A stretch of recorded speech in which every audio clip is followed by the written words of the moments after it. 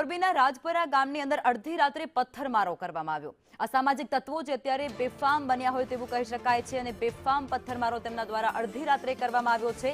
પથ્થરમારામાં 6 થી 7 વાહનોને વ્યાપક નુકસાન પહોંચવા પામ્યું છે અને હુમલા બાદ ગ્રામજનોનું ટોળું પોલીસ મથકે પહોંચી ચૂક્યું હતું।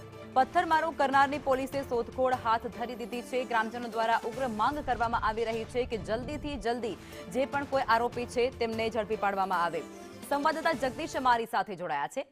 જગદીશ, ત્યારે મોરબીમાં અસામાજિક તત્વો જાણે બેફામ બન્યા હોય તેવું લાગે છે। અડધી રાત્રે પથ્થરમારો કરવામાં આવ્યો છે અને પોલીસની નાઇટ પેટ્રોલિંગ પર સવાલ ઉભા થયા છે। જે પ્રકારે વાત કરવામાં આવે તો મોરબીમાં લગભગ 11 વાગ્યાની આસપાસ દિવાલ હતી ને દિવાલ પાછળથી પથ્થરમારો અચાનક શરૂ થયો હતો અને 5 થી 7 જેટલી કારોને નુકસાન થવાનો બનાવ સામે આવ્યો હતો। કારમાં નુકસાન થવાનો બનાવ સામે આવ્યો હતો। જો કે કોઈને જાનહાની કે કોઈને ઈજા પહોંચવાનો બનાવ સામે નથી આવ્યો, પરંતુ જે પ્રકારે પથ્થરમારો થયો ત્યારબાદ લોકો ભયભીત બન્યા હતા। કારણ કે ભેદી રીતે જે પ્રકારે પથ્થરમારો થયો હતો, પથ્થરમારો કોણ કરી રહ્યું છે, શા માટે કરી રહ્યું છે, આ કંઈ જાણવા મળ્યું ન હતું। જેને લઈને મોટી સંખ્યામાં લોકો પોલીસ સ્ટેશન પહોંચ્યા હતા।